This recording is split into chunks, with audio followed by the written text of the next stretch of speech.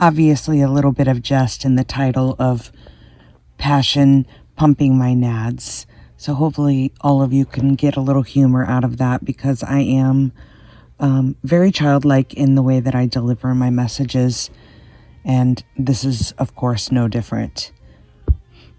I noticed a couple years ago, as this unraveling continued, that energies that show up that are firing off pure passion are where this 3-year-old Kelly avatar is drawn. It first came in, strangely enough, a connection to an old neighbor who was doing some work, and I would hear the music blasting, and I would hear all of the tools going, and I would see the passion of the person delivering the expertise of doing the work, and just the way they would show up with that passion and vigor every day. And I was drawn to that. I was drawn to the way it felt to have that energy there.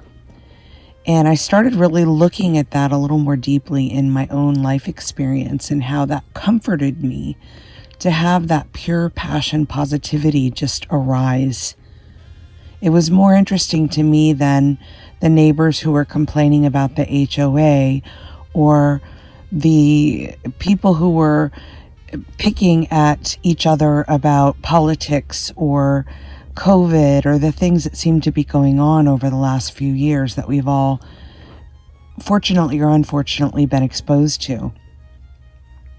What I noticed was that this little 3-year-old wanted to play in the passion of the energy. It wasn't about the person or the experience. Of course, those were beautiful as well, and they brought comfort and really settled in this heart, and to this day still do. But I think what I've noticed is, again, an earnestness or a willingness to place the energy where it feels good. And that crack in the sidewalk, as I referred to it, seems to be the only opportunity to notice which aligns more. And we can see this play out on any public highway. I don't care which country you live in.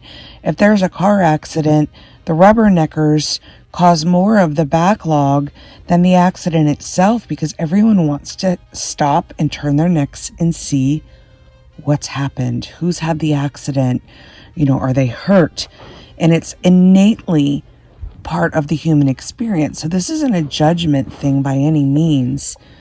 But what I noticed is now there is no interest in that. There's just a driving by, and the heart goes to, I send so much love there, and I hope all is well.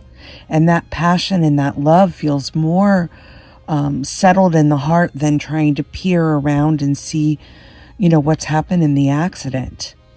As we seem to shift the algorithm of where the energy seems to be interested in our apparent worlds, the algorithm of what shows up also changes. More passion, more people who show up and just want to be silly and playful and open, and the conversations aren't about drama or judgment or talking about other people when they're not there. There's just no interest in that here anymore. It feels unkind to me, and I just can't move in that arena anymore. It's not of interest or calling. So again, it's not a judgment thing. It's just where this avatar seems to find peace. It's not having our heads in the sands, guys. If anything, when those experiences show up and call our attention, we'll know that's where we're needed to be. But what has ever been served by turning your neck to peer at another who's going through a crisis? That's the thing to look at today. And how simple it is to just keep the movement of that energy going with just such a love release in that situation. Don't sit down at the table and fester in it. Don't point to all the wrongs of the world. Share that. Get others to engage in that and fester in it. Certainly you can do that, but tell me how that's working for you. I just don't find an interest in that here anymore. So that's what today's snippet is about, is really just noticing what the avatar is drawn to and what it dabbles in. And as that seems to shift with that awareness, notice that the passion, pure love is more present than the drama drawn avatar situations. It just aligns better in the heart. With much love. Until next time.